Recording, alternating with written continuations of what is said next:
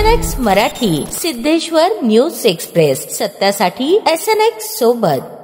पंढरपूर तालुक्यातील आढीव येथील संभाजी ब्रिगेड वाचनालया शेजारील 3 दुकाने मंगळवारी सकाळी 11:30 वाजता शॉर्ट सर्किटमुळे आगीच्या भक्ष्यस्थानी सापडली।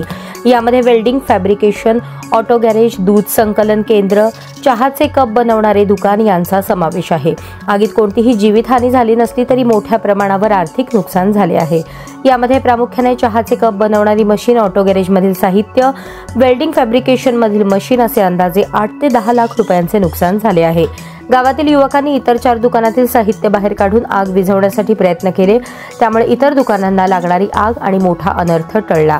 आग विझवण्यासाठी विठ्ठल सहकारी साखर कारखान्याचा अग्निबंब बोलवण्यात आला होता। आम्ही तामिळनाडू येथून चहाचे कप बनवणारी मशीन आणून हा घरातील मुलांना उद्योग उभा करून दिला होता, परंतु आज ही मशीन जळून खाक झाल्याने आमचे फार मोठ्या प्रमाणात नुकसान झाले आहे। आमच्या रोजीरोटीचा प्रश्न निर्माण झाला आहे, असे बाधित दत्तात्रय वसेकर यांनी सांगितले। वीज खांबापासून येणारी सर्व्हिस वायर मीटरपर्यंत व्यवस्थित आहे, त्यामुळे नेमके काय आणि कसे झाले ते आत्ताच सांगू शकत नसल्याचे आढीव येथील वायरमन अमोल सूर्यवंशी यांनी सांगितले।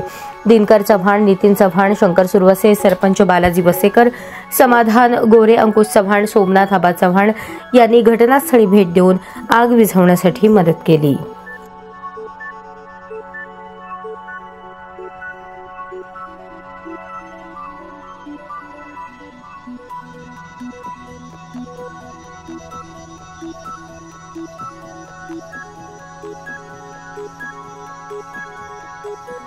Thank you.